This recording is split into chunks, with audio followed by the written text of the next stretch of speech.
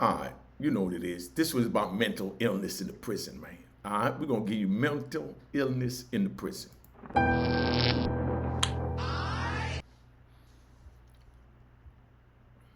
Hi guys, welcome to Platinum Cuisines. We're located on the Northern Canal in Freeport. Tune in to Unique Mecca Audio. All right, unique Mecca audio, man. I'm going to tell you this one. This is a good one. This is about mental illness in the prison. Y'all been asking for a Chicago story, but I don't know if y'all wanted this one, but I'm sure you're going to enjoy this one. This is mental illness in the prison. All right, we had a homie, we in Coleman, we in Coleman Penitentiary. We had a homie from Chicago. I think that's where he was from. If I'm wrong, y'all correct me, because I know there's enough people out there that, was in the prison that's watching these videos. Big shout out to the homies. Now, mental illness in the prison. We had a dude from Chicago. His name was Chuck. You know what I mean? Chuck was about 6'2", you know what I mean? About 220, about 230. You know what I mean? He wasn't in bad shape, but he wasn't in good shape. He had a little bare belly, you know what I mean? And he walked around and always played crazy. You know what I mean? So don't mind these words I'm using, 'cause I know we got the nitpickers. Now, Chuck always played crazy. Chuck walked around and he talked to himself.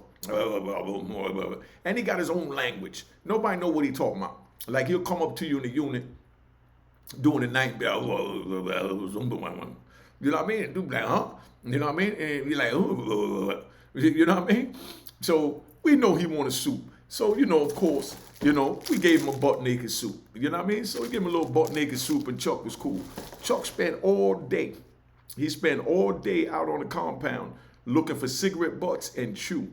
Chew is where, they police chew the chewing tobacco, you know what I mean, out the little round can, Copenhagen, I think they call it, and spit it on the ground. You know what I mean? So when they spit it on the ground, you got a whole bunch of dudes that did it, not just Chuck with the mental illness. You had dudes that so-called didn't have mental illness that was running around picking chew up off the ground. So imagine the police walking around and you see him with a big glob in his mouth and he chewing, and you got 10 inmates walking behind him. Everybody's waiting on him to take a break from chewing that tobacco and spit it out. You know what I mean? They only spit it out. They go, they pick it up, they put it in their pocket, or they put it in a napkin, or they walk around with a glove, a little plastic glove like you're in one of the smorgasbord joints. You know what I mean? Or they walk around with an envelope, whatever. You know what I mean? But they'll pick that joint up, take it back to the unit, put it in a microwave. You know what I mean? Yeah, the microwave that we all ate out of. That was always a big problem when we catch somebody doing that. You know what I mean? Put in the microwave and they cook it down, to cook the spit out and dry it out. And then when they dry it out, then they'll sit there and they'll roll it up in some Bible paper. Yes, Bible paper, or toilet paper. The outside wrapping from the toilet paper, that wax joint that come with it. Roll that up and they'll smoke that, and they'll get a little nicotine buzz to feel like they high, just to escape the mental madness of what's going on within the prison, doing their life sentence, 30 years, 20 years, or even 5 years. Now, Chuck sat there and he walked around looking for this all day. Police would smoke cigarette butts and they'll throw it on top of the roof. You know what I mean? Now, they throw it on top of the roof, figured nobody could get to it. Then they might sit there and they throw it down on the ground, but they'll knock out all the tobacco and, just be the cigarette butt. And the little grains that fall on the floor, you got dudes that used to be there like crackhead that'll pick the grains up off the floor. You understand what I'm saying? And walk around doing all that, looking for little grains of tobacco, you know what I mean? Then go back, sift through it on a piece of paper, you know what I mean? And try and, come up with enough to make a cigarette joint. You know what I mean? Yeah, these are the things that they go through in jail. So you youngins out there got it good, arguing with your mom for smoke money and things like that. You know what I mean? And doing what you got to do. And she telling you, nah, you can't get it, and you getting mad. Imagine being in prison, and the only way you're going to get something to smoke is from when the CO spit the joint out on the ground. You understand? The CO spit it out on the ground, and then you pick it up and take it in the microwave, dry it out, and roll it up in toilet paper or Bible paper. That's what y'all trying to do? Keep breaking the law. You know what I mean? So now, Chuck walk around looking for these cigarette butts and he play crazy. So he'll even walk into the police while he chewing tobacco, get all up in the police face with his bad breath and be like, oh. Nobody know what he's saying, but they know what he want. You know what I mean? He either want tobacco or he wants something to eat. So you normally give him a soup because, like I said, a butt naked soup only costs 25 cents. So now, that was old Chuck. Then we had this big old cop. Now I'm going to have to put him up here on the screen. We had this big old cop You know, big white boy. He was on steroids. That's, you know, I've been locked up a long time. I didn't know what steroids was. I got locked up in '93. All they had was the creatine and stuff like that, the powder they drunk, and they lift the weights and they blow up and make their joint shrink. Yeah, make the joint shrink and all that old crazy shit that I don't heard about with that creatine out there and all that. But now had this big old cop that was huge, and he just walked around all day with a frown on his face, like he mad at the world. You understand what I'm saying? So now, you know, old Chuck out there, and he picking up tobacco butts and whatever he could find, trying to make something out of something. And, you know, he playing crazy like Chuck going to unit. And I might be sitting down on the stairs and Chuck know I had a store, in a prison store. So Chuck go in the joint and he'd be like, sit down next to me mumbling, talking as loud. I'm like, what, you hungry, Chuck? And I said, well, you better talk better than that if you want something. Ask me for soup. And he's like, and he's still faking like he don't know how to talk. You know, I say faking because I'm going to tell you why I say faking. So now while Chuck doing all that, you understand what I'm saying? Everybody looked out for Chuck. Good dude, man, good dude. Chuck had an MP, Chuck people had money. They used to send him money and all that, and they had the MP3 players. I'm going to show you an MP3 player next video because I don't have it in my possession. It's in the other room. They had the little MP3 players where we had to buy the songs for like $1.30. You know what I mean? For the newest songs, and the cheapest you get a song for like 90 cents.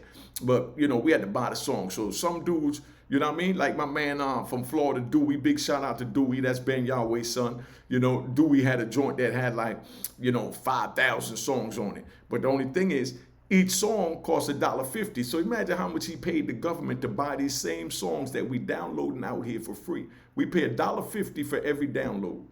But you can listen to when you want, so you get to, you know, like I said, escape the madness from the bullshit going on. So you got, you know, Dewey with 5,000 songs. You got my man Chuck. He had about 200-300 songs. But Chuck knew all the songs. Yeah, he couldn't talk, but you know what I mean? He couldn't talk English, you know what I mean? Or couldn't talk at all. But he knew all the songs to tell everybody to get. So we'd take Chuck over to the machine and we'd, you know, give him one of the earbuds, and you know, and we'll let him loose on the Corlink's computer, and he pulling up all the songs and he playing them for us, and we picking the songs we like that Chuck like. Yeah, Chuck, the one that's supposed to be mentally challenged. But now, so you know, just to understand that Chuck was functional. You know, everybody liked Chuck. They kept Chuck in the cell by himself, because when they put Chuck in the cell, nobody wants to be in the cell with Chuck. But the only thing about Chuck I can say is he took a shower every night. But he never used no lotion or nothing like that. And, you know, he was dark skinned. So he was always ashy. Face ashy, hands ashy, ankles ashy, everything ashy. So he might just come out with a pair of shoes with no socks on, ankles, you know, look like snowflakes. You know what I mean? And, you know, that was Chuck. I just want you to get a good understanding. So everybody knew Chuck was mentally challenged, so nobody took Chuck seriously. You know what I mean? But then we had this one big old cop, like my man right there, you know what I mean, on the screen. You know what I mean? This big old cop, he out there one day, and he see Chuck doing his thing. You know what I mean? Picking up tobacco butts. Police didn't like inmates picking up tobacco butts. So Chuck one day got real bold with it. Like I said, they used to smoke the cigarettes and throw the butts up on the roof so the inmates couldn't get to it. Chuck climbed up on that roof. Chuck climbed up on the roof to get the cigarette butts, and when he went up there, it's like he hit a platinum mine. It was about 1,000 cigarette butts up there. He putting cigarette butts all in his pocket, and he'll go back to the unit. He'll dump them out on the table with the little butts that he find, the little tobacco that they dumped out the cigarette when they doing it, just to throw away the butt. Chuck went, picked all that up with the little rocks and gravel and everything, put in his pocket, dumped them up, the rocks, gravel with the little tobacco on the counter of his desk, and he take a playing card and he sift through it, and he making a cigarette to smoke. But everybody knew that was old Chuck. And sometimes Chuck came up with good smoke, or more time the police would even hand Chuck a cigarette because they felt bad for him, because they knew that he didn't have none. He kept nothing in his unit, in the cell, because he sold everything. You understand? But his people sent him money. That's how he was able to buy the songs, you know, from that Corlink's joint. So we all out in the yard one day, and this big old cop over there, they always telling people don't pick up the cigarette butts, don't pick up the spit, which is the chew that they spitting out. So, you know, Chuck didn't pay that no mind. Chuck still walking right by the police and would tell the police, pat him on his leg, like how they did me in Oklahoma when that police pat me on the ankle I told you about in another video, and said, "That a boy, You know what I mean? Like I was old Cal. That's how Chuck patting the police on their big black boots, telling them to move out the way so he can get the little tobacco he see on the floor or the cigarette butt or whatever, when they telling us we ain't allowed to pick it up. But the police know that Chuck ain't got it all upstairs. So, you know what I mean? They let him get away with it. Then there was this one big old cop in there, man. I mean, this big old cop, this dude was so big. He was big like this dude right here. He was huge, but he was on steroids, and he walked around all burly all the time and all that. So we out there one day, and he told Chuck, stop picking up them cigarette butts. You know what I mean? So Chuck looked at me, you know what I mean? And he said, didn't I tell you stop picking up cigarette butt? Chuck kept picking up cigarette butt. So when Chuck was down there picking up cigarette butt, he went and physically put his hands on Chuck and grabbed him by the back of his jacket. It was like the winter months, so we had our little, prison jackets on. He grabbed him by the back of his jacket and tried to like spin him around by the jacket. Chuck wasn't having it. You know what I mean? Chuck got mad because that's like a dog eating his food and, you go messing with his bowl. You know what I mean? Chuck trying to get his food to eat with these tobacco and they messing with his bowl. So they grabbed Chuck and, pulled Chuck. And when they pulled him, he spun around and the police trying to grab him, but his jacket is all wrapped around him. But the police trying to grab him to cuff him to lock him up for picking up his cigarette butt. No other police mess with Chuck. Like I said, Chuck every bit of 6'2", about 220, 230. You know what I mean? And in good shape, just got a little bit, little gut from eating the soups late night after he done smoking cigarettes when they lock him in the cell and he ain't got nothing better to do. So Chuck sitting there and he spinning around with the dude grabbed him by the jacket. Now the dude tried to grab Chuck and slam Chuck. And all Chuck trying to do is get away. Chuck ain't trying to fight. Hit that like button, man, and hit that Cash App if y'all like these videos, man. Show some support. Hit that like button and subscribe and show the support. So Chuck grabbed the dude trying to stop him from grabbing him. You know what I mean? And now the dude mad because he couldn't pick Chuck up to slam him. You know what I mean? A big old Broly boy like this. You know what I mean? He mad that he couldn't pick this black boy up and slam him. So when he did that, Chuck got mad because he kept trying to grab him by his legs like he trying to scoop him. So Chuck got mad and grabbed him by the waistline, picked this cop up in the air, had him all the way up in the air over the head, and slammed him down on his back and his neck. You know what I mean? Now the other police see it, so it don't matter how crazy Chuck be playing now, how crazy Chuck is. You know what I mean? Maybe that was old Chicago strength in him. You know what I mean? Or wherever he was from. Y'all correct me like I said, but if I'm not mistaken, I think Chuck was one of the Chicago family. You know? So Chuck slams the boy. The police run over there trying to grab Chuck. And now Chuck feel threatened the same way you corner a raccoon, a skunk, anything in the corner, a cat, your pet poodle, you know what I mean? Your pet monkey Bubbles, you corner them in the corner, and you know they're going to fight to get out. So now Chuck fighting, and he fighting like 5, 6 police. You know what I mean? Now, the one that he slammed, he got up and got mad and just barreled past everybody and tried to grab Chuck by the legs, and Chuck grabbed him by the waistline again, picked him up in the air, where his legs is behind him, his head is over this way, and Chuck got him up in the air and slammed him again. So everybody like, oh snap, Chuck done lost it. But Chuck holding his own, you know what I mean? So now they out there fighting, they coming and Chuck throwing punches and he whooping them. You know what I mean? So I mean, this old Chicago story for y'all, Chicago family. You know what I mean? Y'all want to know, you know, how your people hold it down. So Chuck whooped this cop. So they locked Chuck up. Chuck was getting ready to go home. So could you believe they locked Chuck up? Now that he get ready to go home and talk about they gonna give him 28 days, you know what I mean? Lost a good time. So now he had to do 28 more days and he's getting ready to go home. Chuck didn't even care about going home and think about going home. We used to tease him and tell him, you get ready to go home, Chuck. You know what I mean? And Chuck, he ain't even thinking about that. He's just looking for tobacco on the ground. But Chuck don't whoop this big old cop. And the big old cop ran around when he came. He walking around like he cut like that, thinking everybody's scared of him. You understand what I'm saying? But dude just didn't want no problems. But, you know, Chuck didn't want none either. But he forced Chuck's hand. You know what I mean? So now Chuck goes in the shoe and they lock him up in there for about a month. You know what I mean? So he lost his good time. And then, you know, this cop had the nerves to come back to work the next day. When they was telling them, go take some sick time so you get paid by the government, blah, blah, blah. This is what all the COs is talking about, what they trying to tell them. Go get some sick time, man. And You know what I mean? And get your head right. You know what I mean? But you ain't had no business putting your hand on no goddamn inmate like that. Must have an inmate like Chuck that you know is mentally challenged. So he feels stupid, but he walking around. But now, after Chuck done slammed him twice on his joint, he walking around like this now with like, you know, the muscle arm. And this how he look all deformed from where Chuck slammed him.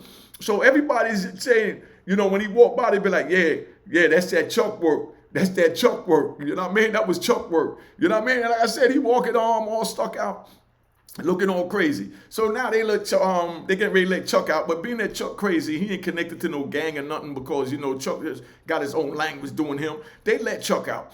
So now when they let Chuck out the hole, Chuck walking out of the compound, Chuck ain't even thinking about that cop. But he's sitting there and he sees some tobacco butts right there next to that cop again. Now he go over there to go get the tobacco, and the cop stand there, and the cop take two steps over to give Chuck room to pick up his cigarette butts. Well, that's all he had to do the last time, and he wouldn't have had to worry about being slammed on his neck and disrespected in front of all the men out there. You know what I mean? So now he acting like he don't see Chuck. He looking straight up.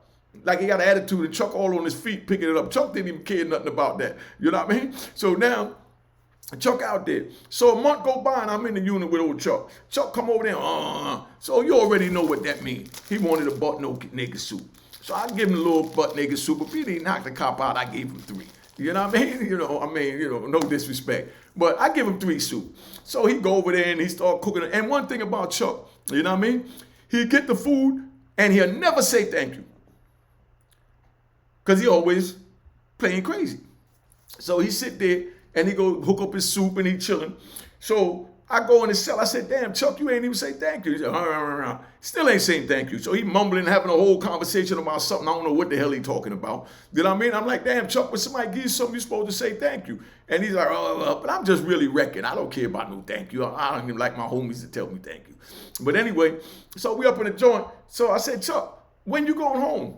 And he said, huh? I said, when you going home? He said, huh? I said, you know, to the street. You getting ready to go, right? And he said, man, I don't know. I said, give me your papers, man, because I know you lost good time from slamming that cop on the neck. So I look at his papers, and I saw Chuck was supposed to be home 90 days before that even happened. You understand what I'm saying? So come to find out, that was the reason they put Chuck back on the compound, because they forgot about his paperwork. Because normally dudes get ready to go home, they go on the unit team office, man, I'm getting ready to go home in 2 weeks. You got my halfway house package. My family want to send clothes in and things like that. Chuck ain't do none of that. Chuck just walked around looking for cigarette butts. You know what I mean? So I lost, he's supposed to be home 90 days ago. He said, huh? So I take his paperwork to the next day. They hated me in there, first of all, because I look out for brothers like that and the other brothers that needed help, because I knew the legal work. So I go get Chuck the next morning, and I take Chuck in the back to the unit team office. So when I take him in the back to the unit team office, I show him the paperwork. I said, look, Chuck was supposed to be home 90 days ago. So that incident that happened with Big Red, that's what we called him Big Red, because he was a big old redneck. So we called him Big Red. I said that incident happened with Big Red in the yard. Should have never happened, because Chuck should have never been here. Y'all missed his paperwork. You know what I mean? So they already knew it, but they paid off. So, oh, let me see that. So they looking at it. They said, oh, you're right. But he lost 28 days. All right, well, then he still got 60 days over. You know what I mean? Oh, there's nothing we can do now because he hit the officer and, nobody's trying to help him. I said, I don't care who he hit or what he's trying to do. The man don't belong here. You got him 60 days over. First it was 90 days. You took 28 days. So call that a month. So he still got 60 days that he over. So Chuck's supposed to get immediate release. And they're like, come on, they call me Hall. Come on, Hall. How you gonna sit here worrying about Chuck when you sitting here doing a life sentence? I said, because he's a man. He's a black man. He's in the struggle, and he need to get out, and he got issues. You understand what I'm saying? So now I go back there, and they talking to me one-on-one. I say, look, man, just do the man paperwork. Get the man out of here, man. He don't belong in here, because I don't want the officers to try and get retaliation and do nothing to Chuck. Because, not threatening y'all, but if y'all try and jump on Chuck when I'm around, it's not going to be nothing nice. You understand what I'm saying? So please, let's not do that. There's other brothers that feel the way I feel, because we feel like you took advantage of Chuck. You know what I mean? Or tried to take advantage of Chuck. So they talk, but Chuck beat up the police and this and that. No, the police put his hands on him. You saw it on the camera. They looked at it. That's why they let him out. Now I realize y'all let him out because you got the man 90 days over his time in prison. You know what I mean? And we're going to look at it. We're going to look at it. So now they look at it, and then they come back and they pull me up. They be like, look, we got Chuck leaving in 10 days. We got time to, to do his paperwork. You know what I mean? So now, mind you, I told you Chuck used to always you know, when the police throw the cigarette butts up there, you know, at night when it get dark, about 7:30, right before it get pitch dark, Chuck would go up there when the compound closed and he'll throw his hands up on the top of the roof and pull himself up, go up there and get his little, you know, cigarette butts the police been throwing up there. So now they know they don't promise me they're going to let old Chuck leave in 10 days. So guess what they do? They lock Chuck up for attempted escape because they said he climbed up on the roof. The man been doing it way before this. But that was their way of getting back at me for getting involved. Something they normally let him get away with. Now they want to lock old Chuck up for climbing on the roof, getting cigarette butts. You know what I mean? So they lock Chuck up again. Chuck do 30 more days in the hole. So now I feel bad. Chuck come out, so I make sure I bring him down there a bunch of soups and, you know, the little Kool-Aid pack, you know what I mean? And, you know, bought him some chips and made sure he got food to eat. But he's still, you know what I mean, over 30 days. So, you know what I mean? I felt bad as a man. But Chuck telling me, oh, don't worry about it. You know what I mean? I ain't worrying about them. So I give him something to smoke. So he's smoking his cigarettes and he's chilling. So now, here goes old Chuck. Chuck goes and he gets on the phone. You understand? I never seen him on the phone. The homies said Chuck got on the phone after I talked to him. Now, the homies come over there. They laughing at me. They say, man, you doing all that, going all out for Chuck, man. You know what I mean? He ain't even from New York. I don't care where he from. He a black man in the struggle. You know what I mean? And that's, of course, that's what I told him. So he said, yo, but you doing all that? And Chuck got on the phone and was talking to his people on the phone, and he wasn't talking that crazy mumbling talk. That man was talking just as straight as me and you, man. Chuck been faking everybody out for all this time. You understand what I'm saying? They say Chuck on the phone telling his people that he get ready to go home in 10 days. You know what I mean? Because he done did 30 days, came out, so now he still had the little 10 days. So we sitting in there and everybody laughing and, you know, we all having fun. So I go up to Chuck. I said, Chuck, I thought you couldn't speak. He said, and he talked. I said, yo, the homie said he seen you on the phone talking to your peoples, man. And Chuck plays stupid like he don't know. So up to this day, I don't know if he ever was, because I didn't hear him talking on the phone. But the homies is saying that Chuck got on the phone, was talking clear as day to his family members on the phone, telling them he get ready to come home, man. But you know what I mean? So what it was is Chuck playing like he's stupid. Playing like he crazy, so he ain't had to join no gang. He ain't had to worry about nobody messing with him, because if you think you crazy, they going to leave you alone. So Chuck ran that the whole time to get away with it, play like he crazy. So how many of you youngins watching this willing to go to jail to play like you crazy, picking up cigarettes, smoking, spit off the ground, you know what I mean? Not using no lotion, you know what I mean? Do all of that just to be safe to survive in the penitentiary. That's why I say don't get involved in it, ain't worth it. So don't say I didn't tell you, man. But this big old cop over here, man, this big old cop right here, you know what I mean? He tried to jump out there on the homie Chuck. Chuck whooped him, man. Dropped him all on his neck, body slammed him, disrespected him out there in the yard twice. And Chuck wasn't trying to fight. The dude tried to attack him the second time because he was embarrassed that he dropped him and couldn't believe that he dropped him, because everybody looked at him as no disrespect, penitentiary talk, crazy Chuck. So now the whole prison, the inmates, the police, the female police, the unit team, everybody laughing at this big cop because he come there all broed up on steroids, acting like he was cut like that with these tight-ass shirts. This man used to actually take his shirts and he'll get them stitched so that they tighter, so they fit on his muscle, so that they look even more bulging and threatening. That ain't fool Chuck. Chuck dropped them all on his joint. So anyway, so we sitting there, and now Chuck get, you know, down to about 8-9 days. He's supposed to be leaving in the morning. Chuck's still playing crazy. The night before, we all sitting down talking to Chuck. We tell him, boy, you get ready to go home, man. You get ready to go in the world. You going to go get some. Tell Chuck, you know what I mean? You going to go get some, baby boy. And we all teasing him. And he like, man, he just wants something to smoke. He leaving in the morning. He's still worried about something to smoke. Still playing crazy, I say. Because the homie swear on a stack of Bibles, man, I heard Chuck talking to his people. You, the nigga been faking you. Hit that like button, man, and drop a cash app if you like this, man. Hit the cash app and drop and the like button if you like this story. So Chuck getting ready to leave in the morning. So the next morning he getting ready to leave, you know what I mean? And Chuck come in the cell, you know what I mean? Because, you know, they wake up early in the morning. Chuck come to my door, to my cell door before I leave, you know what I mean? And I'm thinking he want a cigarette. He knocked on the door, you understand what I'm saying? And guess what Chuck did, man? Chuck knocked on my door when they woke him up like 3:34 in the morning to go down to R&D to get packed out to get ready to leave for 7, 8 o'clock in the morning, you know? Old Chuck came, knocked on my door. I looked up, I seen him. The lights is out there. I go to the door, and Chuck said, thank you. Chuck thanked me before he left. Never heard him speak. That's why I said a couple of times in the joint that he was acting like he crazy. I ain't hear him do a whole sentence, but before that man left, he came to my door and thanked me for helping him get out of prison, man, and doing his little grievances and all that to get him out of prison. But, you know, that's how God worked, man. I looked out for the brother. I looked out for a lot of brothers in the joint. I had life plus 20 where I had no business getting involved in their business, but just me being the man that I am, can't see one of us being like that. I got involved and I got my man out. You understand what I'm saying? And I felt good, you know? So Chuck told me, thank you, man. The next morning I go tell the homie, I said, yo, I think you're right, man. I think Chuck could talk and he been fooling us, man.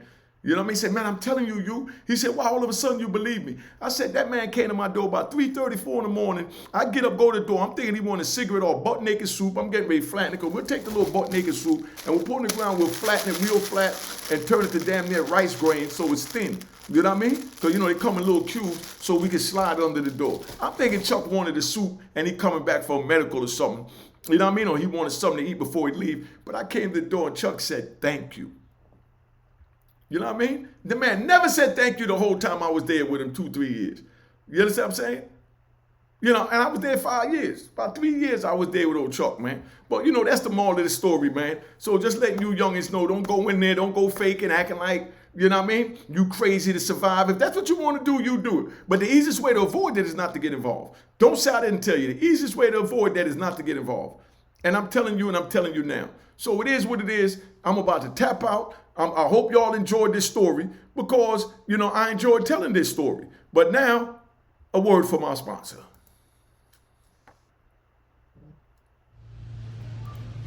Hi guys, welcome to Platinum Cuisines. We're located in Freeport on the Nordica Mile.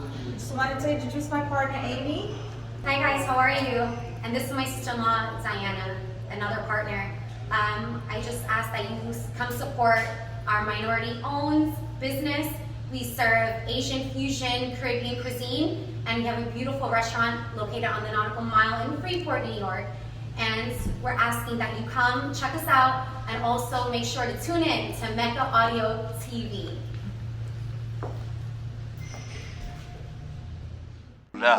Cheers, cheers, toast the crime, toast the crime, the crime, the crime, the crime.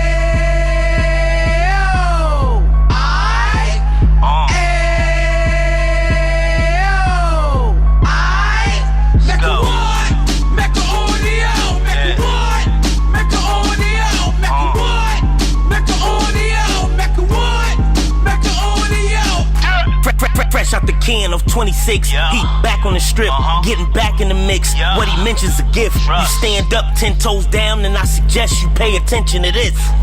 Take a little gully posse and put it in Harlem. He cut from the bottom, came up from the bottom. Drop the book, you should go and get it. An Instagram page and a YouTube, you could go and visit. Then you could consider yourself LinkedIn. Sit front row and get Jews from a kingpin. How he went through it, so you ain't gotta go do it. To not pay attention would be stupid. Talking about a man that probably put your grandfather on. Probably the reason that him and your grams got along. A man that generated millions on the block, did his time, never squilling to the cops, Mecca Audio.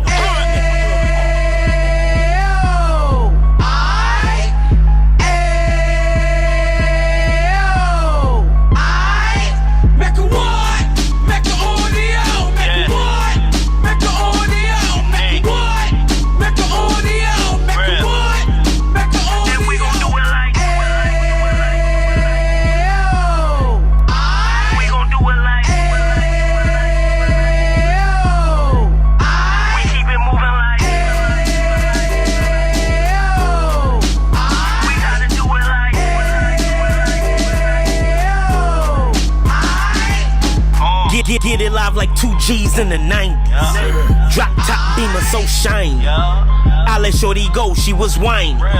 Treat her like my past, she behind me. Spend a couple bands on the Dapper Dan. You be back again, getting green like a Packers fan. No cap, it's a roaring uptown. They be whoring uptown, Dominican bust downs. Now we on the positive, we got a lot to give. Now he trying to stop the kids from being inoperative. So take heed, homie, lend a ear. He started in uptown, he gon' finish dead. But now it ain't about selling drugs, buying cars. It's about buying property to make the community ours. So we can give back to the youth them. Cause they the truth them. And bless up to all the rudiments.